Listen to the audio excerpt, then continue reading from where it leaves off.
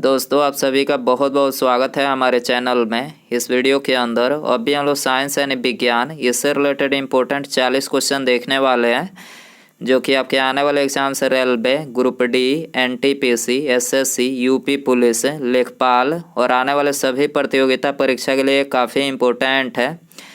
तो दोस्तों आप इस वीडियो को बहुत ध्यान से लास्ट तक देखिए और चैनल पर नया है तो चैनल को सब्सक्राइब करके बेल आइकन जरूर से ऑन कर दें, ठीक है।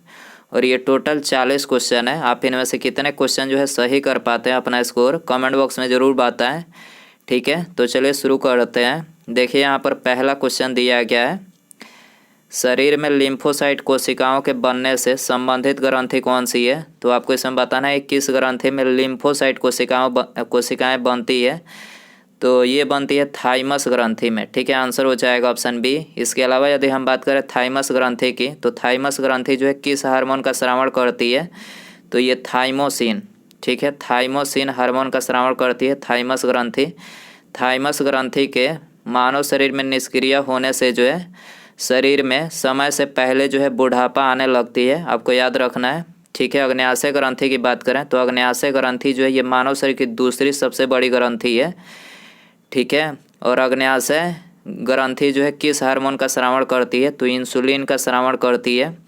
थायराइड ग्रंथि की बात करें तो थायराइड ग्रंथि जो है किस हार्मोन का स्रावण करती है। तो ये थायरॉक्सिन, याद रखना है, थायरॉक्सिन हार्मोन का स्रावण करती है थायराइड ग्रंथि, ठीक है। आपको याद रखना है। क्वेश्चन नंबर 2 है, पसीने में निम्नलिखित में से कौन कौन से पदार्थ होते हैं। वेरी इंपॉर्टेंट क्वेश्चन है। आपको बताना है कि पसीने में कौन कौन से पदार्थ होते हैं। तो यूरिया, नमक और लैक्टिक अम्ल, ठीक है। यहाँ पर ये तीनों पदार्थ जो है पसीने में पाए जाते हैं, ठीक है। तो आंसर हो जाएगा ऑप्शन डी, उपर्युक्त सभी, ठीक है। शरीर के प्रतिरक्षा तंत्र में किस प्रोटीन का उपयोग होता है। शरीर के प्रतिरक्षा तंत्र में किस प्रोटीन का उपयोग होता है। तो ये ग्लोबुलिन, ठीक है, ग्लोबुलिन प्रोटीन का उपयोग होता है। आंसर हो जाएगा बी। क्वेश्चन नंबर 4 है, मानव शरीर में आमाशय कितने घंटे तक भोजन का संग्रह कर लेता है। मानव शरीर में आमाशय कितने घंटे तक भोजन का संग्रह कर लेता है। तो ये 4 से 5 घंटे तक जो है भोजन का संग्रह कर लेता है, ठीक है। इसके अलावा शरीर में पाचन का अधिकांश भाग जो है ये किस अंग में, मतलब किस अंग के द्वारा संपन्न किया जाता है। तो ये छोटी आंत के द्वारा जो है संपन्न किया जाता है, ठीक है। और मनुष्य के जो पाचन प्रारंभ होता है, कहाँ से प्रारंभ होता है, मुख से, ठीक है। आपको याद रखना है कहाँ से, मुख से प्रारंभ होता है। और मनुष्य की जो पाचन नली होती है वो कितने फीट लंबी होती है, 32 फीट, याद रखना है आपको, 32 फीट लंबी होती है। क्वेश्चन नंबर 5 है, प्लाज्मा में उपस्थित मुख्य प्रोटीन कौन सी है। प्लाज्मा में उपस्थित मुख्य प्रोटीन कौन सी है। तो देखिए ग्लोबुलिन, एल्बुमिन, ग्लोबुलिन और फाइब्रिनोजेन, यहाँ पर ये तीनों प्रोटीन जो है ये प्लाज्मा में मुख्य रूप से उपस्थित होते हैं, ठीक है। तो आंसर हो जाएगा डी, उपर्युक्त सभी, ठीक है। प्लाज्मा रक्त में उपलब्ध एक तरल पदार्थ होता है। इसका 92% जो है 92% प्लाज्मा का 92% जो भाग होता है वो जल होता है, ठीक है। प्लाज्मा में पानी के अलावा जो है, पानी के अलावा प्रोटीन, ग्लूकोज, मिनरल, हार्मोन्स और कार्बन डाइऑक्साइड होते हैं, ठीक है। और शरीर में कार्बन डाइऑक्साइड का परिवहन किसके द्वारा किया जाता है रक्त में। तो प्लाज्मा के द्वारा जो है किया जाता है, ठीक है। आपको याद रखना है। क्वेश्चन नंबर 6 है, मेढक अपने भोजन को पचाने में किस अम्ल का उपयोग करता है। मेढक अपने भोजन को पचाने में किस अम्ल का जो है उपयोग करता है। तो ये हाइड्रोक्लोरिक अम्ल यानी HCl का प्रयोग करता है, ठीक है। तो आंसर हो जाएगा बी। क्वेश्चन नंबर 7 है, निम्नलिखित में से कौन पानी का शुद्धतम रूप है। तो आपको बताना है कि पानी का शुद्धतम रूप कौन सा है। तो वर्षा का पानी, याद रखना है आपको, वर्षा का जो पानी है तो ये पानी का शुद्धतम रूप है। वर्षा का जो पानी होता है उसका pH वैल्यू कितना होता है। तो 5.0 से 5.0 और 5.5 के बीच में होता है, जो थोड़ा अम्लीय होता है, आपको याद रखना है। क्वेश्चन नंबर 8 है, निम्नलिखित में से कौन सा तत्व मानव शरीर के विकास के लिए अत्यंत आवश्यक है। तो मानव शरीर के विकास के लिए जो है अत्यंत विटामिन आवश्यक है। क्या आवश्यक है, विटामिन, आपको याद रखना है। आंसर हो जाएगा ऑप्शन ए। क्वेश्चन नंबर 9 है, कौन सा रक्त समूह सर्वदाता है जो सभी रक्त समूहों को रक्त प्रदान कर सकता है। तो सर्वदाता जो रक्त समूह है वो रक्त समूह है, ठीक है, जो सभी रक्त समूह को जो है ये ब्लड जो है डोनेट कर सकता है, याद रखना है। और सर्वग्राही पूछा जाए कि कौन सा ऐसा रक्त समूह है जो सभी ब्लड ग्रुप से जो है रक्त को ग्रहण कर सकता है, तो कौन सा है, तो है ये बी, याद रखना है। इसे सर्वग्राही रक्त समूह बोला जाता है, ठीक है। वो रक्त समूह सभी को अपना डोनेट कर सकता है रक्त, और ये बी जो है ये सभी रक्त ग्रुप से जो है रक्त ग्रहण कर सकता है, ठीक है, याद रखना है। निम्नलिखित में से किन किरणों के प्रकीर्णन से नाभिक के आकार का आकलन किया जा सकता है, तो देखिए करेक्ट आंसर जो होगा वो होगा ऑप्शन नंबर ए, यानी अल्फा कण, ठीक है। अल्फा कण के द्वारा जो है ये नाभिक के आकार का जो है आकलन किया जा सकता है, ठीक है, ये आंसर रहेगा। क्वेश्चन नंबर 11 है, एक सामान्य मनुष्य के अग्न्याशय में लगभग कितने लैंगरहैंस द्वीप होते हैं। एक सामान्य मनुष्य के अग्न्याशय में लगभग कितने लैंगरहैंस द्वीप होते हैं, तो ये लगभग 10 से 20 लाख होते हैं, ठीक है, आंसर हो जाएगा ऑप्शन डी।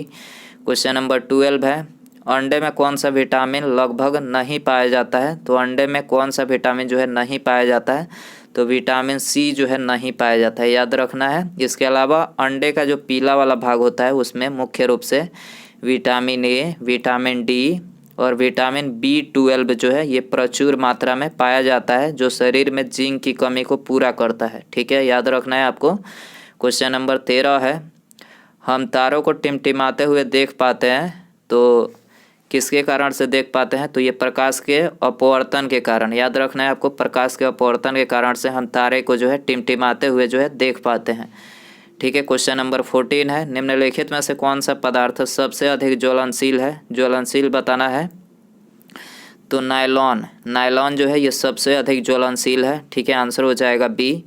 दोस्तों यदि आपको वीडियो पसंद आ रहा है तो प्लीज़ वीडियो को लाइक ज़रूर करें, ठीक है, और जो दोस्त मतलब इन चीज़ों की तैयारी कर रहे हैं उनको भी ये वीडियो शेयर कर सकते हैं, ठीक है, और वीडियो मतलब चैनल पर नया है तो चैनल को सब्सक्राइब करके बेल आइकन जरूर सेंड कर दें, ठीक है, ताकि जब भी मैं न्यू वीडियो अपलोड करूं उसका नोटिफिकेशन जो है टाइम टू टाइम आपको मिल सके, तो चैनल को सब्सक्राइब कर लीजिए। अगला क्वेश्चन देखते हैं, ऐसे आकाशीय पिंडों को जो ग्रहों से बहुत छोटे होते हैं लेकिन जिनकी कक्षाएँ मंगल और बृहस्पति के बीच होती है कहते हैं, उसको क्या कहा जाता है। ऐसे आकाशीय पिंडों को जो ग्रहों से बहुत छोटे होते हैं लेकिन जिनकी कक्षाएं मंगल और बृहस्पति के बीच होती है कहते हैं, तो इसको क्या बोला जाता है, तो इसको एस्टेरॉयड, याद रखना है आपको, क्या बोला जाता है, एस्टेरॉयड बोला जाता है, आंसर हो जाएगा ये।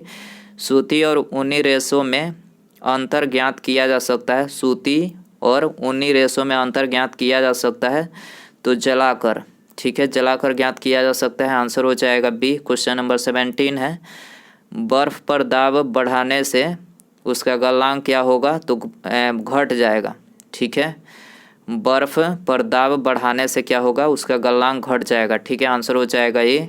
क्वेश्चन नंबर 18 है, सूर्योदय होते समय व डूबते समय लाल क्यों दिखाई देता है, तो ये प्रकीर्णन के कारण जो है लाल दिखाई देता है, याद रखना है आपको, आंसर हो जाएगा डी। क्वेश्चन नंबर 19 है, मनुष्य के हृदय का वजन कितना होता है, वेरी इंपॉर्टेंट ये क्वेश्चन है, बहुत बार ये क्वेश्चन एग्जाम में पूछा गया है। आपको बताना है कि मनुष्य का जो हृदय होता है उसका वजन कितना होता है, तो 300 ग्राम होता है, याद रखना है आपको, कितना होता है, 300 ग्राम, ये आंसर हो जाएगा। घरों में विद्युत संयंत्र जोड़े जाते हैं, घरों में विद्युत संयंत्र जोड़े जाते हैं तो समांतर क्रम में जोड़े जाते हैं, आंसर हो जाएगा बी। क्वेश्चन नंबर 21 है, लोहे में जंग लगना है एक क्या है, तो लोहे में जंग लगना जो है रासायनिक क्रिया है, याद रखना है क्या है, रासायनिक क्रिया है जिसे गैल्वेनाइजेशन बोला जाता है, ठीक है, जिंक की परत जिस पर चढ़ाई जाती है उसको गैल्वेनाइजेशन बोला जाता है, ठीक है, जंग लगने से बचाने के लिए जिंक की परत चढ़ाई जाती है। इसके अलावा दूध जो होता है इसका दही बनना, ये कौन सा परिवर्तन है, तो ये भी जो है रासायनिक परिवर्तन है। और एक और क्वेश्चन पूछा जाता है, मोमबत्ती, काफ़ी बार ये क्वेश्चन पूछा गया है कि मोमबत्ती का जलना ये कौन सा प्रक्रिया है, तो मोमबत्ती यदि जलती है तो ये रासायनिक और भौतिक दोनों ही प्रतिक्रिया होती है, ठीक है, रासायनिक और भौतिक यहाँ पर दोनों प्रतिक्रिया होती है, आपको याद रखना है। अगला क्वेश्चन है, केतली में पानी का गर्म होना उदाहरण है, केतली में पानी का गर्म होना उदाहरण है, तो संवहन यानी कन्वेक्शन का उदाहरण है, याद रखना है आपको क्या है, संवहन यानी कन्वेक्शन, ठीक है। 23 है कुपोषण से सबसे अधिक किसकी कमी होती है? कुपोषण से सबसे अधिक जो है प्रोटीन की कमी होती है। याद रखना है, प्रोटीन की कमी से कुपोषण होता है। बच्चों में सबसे ज़्यादा देखा जाता है ये प्रोटीन की कमी के कारण से। ठीक है। 24 है ग्रीन हाउस इफेक्ट के लिए निम्न में से कौन सी गैस प्रभावी होती है? ग्रीन हाउस इफेक्ट के लिए कौन सी गैस प्रभावी होती है? तो ये प्रभावी होती है कार्बन डाइऑक्साइड गैस, जिसे CO2 गैस बोला जाता है, प्रभावी होती है। सी आंसर रहेगा। उस कथन को छाटिए जो सत्य नहीं है। गलत कथन आपको इसमें बताना है। तो चलिए एक एक करके पढ़ते हैं, तब जो है इसका गलत कथन पता चलेगा। तो पहला दिया गया है किसी वस्तु का द्रव्यमान हर स्थान पर समान होता है। करेक्ट है। किसी वस्तु का द्रव्यमान हर समय मतलब हर स्थान पर समान होता है। करेक्ट है। दूसरा दिया गया है किसी वस्तु का द्रव्यमान उस वस्तु के भार को प्रभावित करता है। ये भी करेक्ट है। किसी वस्तु का द्रव्यमान उस वस्तु के भार को प्रभावित करता है। करेक्ट है। तीसरा दिया गया है किसी वस्तु का भार गुरुत्वाकर्षण बल से प्रभावित होता है। ये भी करेक्ट है। और चौथा जो दिया गया है किसी वस्तु का भार तथा द्रव्यमान प्रत्येक स्थान पर हमेशा एक ही और अस्थायी रहता है। तो ये जो है गलत है, क्योंकि अस्थायी नहीं रहता है, एक समान नहीं रहता है। ठीक है। तो यहाँ पर असत्य पूछा गया था, तो वहाँ पर चौथा जो है असत्य है। ठीक है। क्वेश्चन नंबर 26 है ध्वनि की गति सर्वाधिक होती है। किस में होती है सर्वाधिक ध्वनि की गति? तो स्टील में सर्वाधिक होती है। आपको याद रखना है। आंसर हो जाएगा बी। 27 है विलय विलयन से पृथक किया जा सकता है। किसके द्वारा पृथक किया जा सकता है? तो ये वाष्पीकरण के द्वारा जो है पृथक किया जा सकता है। आंसर हो जाएगा बी। 28 है सोडियम को मिट्टी के तेल में क्यों रखा जाता है? वेरी इंपॉर्टेंट क्वेश्चन है। सोडियम जिसका परमाणु क्रमांक 11 होता है, इसको मिट्टी के तेल में क्यों रखा जाता है? तो हवा में ऑक्सीकरण होने लगता है। ठीक है। सोडियम जो होता है हवा में रखने पर ऑक्सीकरण होने लगता है, इसी कारण से जो है इसे मिट्टी के तेल में रखा जाता है। आंसर हो जाएगा बी। शरीर में ऑक्सीजन की पूर्ति कौन करता है? तो ऑक्सीजन की पूर्ति जो है RBC रेड ब्लड सेल जो होता है यही करता है, रेड ब्लड सेल। ठीक है। WBC की बात करें तो WBC क्या करता है? तो ये रोगों से जो है लड़ने का काम करता है, प्रतिरक्षा देता है शरीर को। ठीक है। कोई बैक्टीरिया या वायरस या फिर कुछ भी अटैक करता है शरीर पर, तो ये WBC जो है उससे लड़ता है। ठीक है। यदि सफल रहता है तो रोगों से जो है मुक्ति दिलाता है। यदि मतलब असफल हो जाता है लड़ते लड़ते, तो कोई ना कोई बीमारी जो है आपके शरीर में हो जाती है। ठीक है। तो ये किसका कार्य होता है? WBC का जो है प्रतिरक्षा करने का कार्य होता है। और RBC का जो कार्य होता है वो शरीर में ऑक्सीजन को पूरे शरीर में जो है पहुंचाने का कार्य करता है। तो ये काफ़ी ज़्यादा इम्पोर्टेंट क्वेश्चन है आपके लिए। ठीक है। मनुष्य के शरीर में हृदय को एक बार धड़कने के लिए कितना समय लगता है? तो हृदय को आपको पता ही होगा कि 1 मिनट में 70 से जो है 72 बार धड़कता है हृदय। और हृदय को एक बार धड़कने के लिए कितना समय लगता है? तो 0.8 सेकेंड लगता है। आपको याद रखना है। ठीक है। आंसर हो जाएगा सी। अंतर्ज्वर किसके कारण होता है? आंत्रज्वर किसके कारण होता है? तो ये होता है जीवाणु के कारण। ठीक है। आंसर हो जाएगा बी। क्वेश्चन नंबर 32 है निम्नलिखित में से कौन सा एक संक्रामक रोग नहीं है? तो आंसर हो जाएगा डी टिटनेस, यानी धनु स्तंभ जो है ये संक्रामक रोग नहीं है। ठीक है। बाकी यहाँ पर ये तीनों संक्रामक रोग है, हैजा, क्षय रोग, डिप्थीरिया, तीनों जो है ये संक्रामक रोग है। याद रखना है। किस रोग में रक्त का थक्का नहीं बनता है? तो रक्त थक्का कौन से रोग में नहीं बनता है? तो हीमोफीलिया में। याद रखना है। हीमोफीलिया में जो है रक्त थक्का नहीं बनता है। तो आंसर हो जाएगा बी। क्वेश्चन नंबर 34 है पृथ्वी का विषुवतीय व्यास लगभग कितना होता है?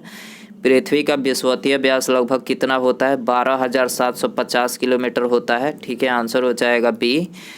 प्रकाश संश्लेषण प्रक्रिया के लिए अनिवार्य कच्ची सामग्री है। प्रकाश संश्लेषण प्रतिक्रिया के लिए अनिवार्य कच्ची सामग्री कौन सी है? तो कार्बन डाइऑक्साइड, CO2, जल एवं सूर्य का प्रकाश और क्लोरोफिल।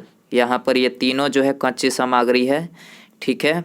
इन तीनों की उपस्थिति में जो है प्रकाश संश्लेषण प्रक्रिया होती है। आपको याद रखना है। तो आंसर रहेगा ऑप्शन डी उपर्युक्त सभी करेक्ट हो जाएगा। ठीक है। कृत्रिम उर्वरक यानी आर्टिफिशियल फर्टिलाइजर में सामान्य रूप से नाइट्रोजन, फास्फोरस और एक तीसरा तत्व कौन सा होता है? तो इसके अलावा जो होता है नाइट्रोजन और फास्फोरस के अलावा एक तीसरा तत्व, तो वो होता है पोटेशियम। ठीक है, एक आर्टिफिशियल फर्टिलाइज़र में सामान्य रूप से ये 3 तत्व होते हैं, नाइट्रोजन, फास्फोरस और पोटेशियम। ठीक है, डी आंसर, सी ए रहेगा आंसर। ठीक है, 37 है। यह किसने सर्वप्रथम प्रतिपादित किया कि सूर्य हमारे सौर मंडल का केंद्र है और पृथ्वी उसकी परिक्रमा करती है? तो ये किसने प्रतिपादित किया था? तो ये कोपरनिकस ने किया था। याद रखना है आपको, आंसर हो जाएगा डी। क्वेश्चन नंबर 38 है। महासागरों में ज्वार भाटा की उत्पत्ति के क्या कारण है? महासागरों में ज्वार भाटा की उत्पत्ति के क्या कारण है? तो इसके कारण है सूर्य और चंद्रमा के संयुक्त प्रभाव से। सूर्य और चंद्रमा के मतलब संयुक्त प्रभाव जो होता है, इसी कारण से जो है ज्वार भाटा समुद्र में आते हैं। ठीक है, इंट्रैक्शन। ठीक है, खिंचाव, सूर्य और चंद्रमा के बीच खिंचाव होता है, उसी में जो है पानी जो होता है वो ऊपर उछाल मारता है।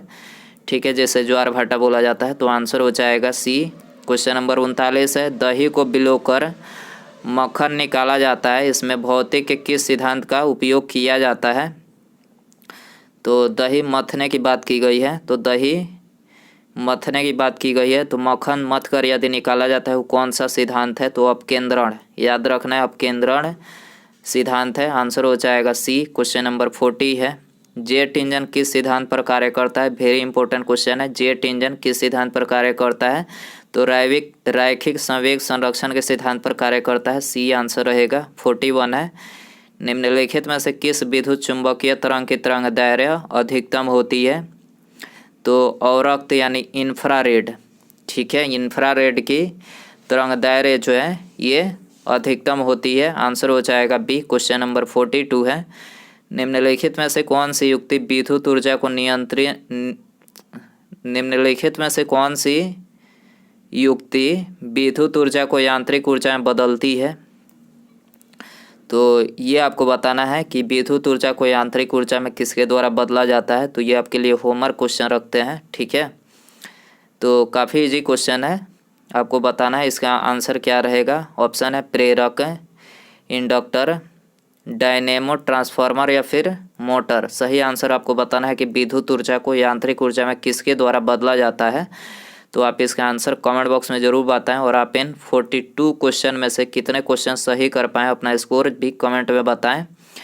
ठीक है, तो आई होप कि ये वीडियो आपको पसंद आया रहेगा। पसंद आया तो प्लीज़ वीडियो को लाइक ज़रूर कर दें। ठीक है, और चैनल पर आया है तो चैनल को सब्सक्राइब करके बेल आइकन ज़रूर सेंड कर दें और शेयर कर सकते हैं आप। यदि कोई आपका दोस्त तैयारी कर रहा है इन चीज़ों की, तो आप उनके पास भी जो है शेयर कर सकते हैं। ठीक है, मिलते हैं अगले वीडियो में। नमस्कार, जय हिंद, जय भारत।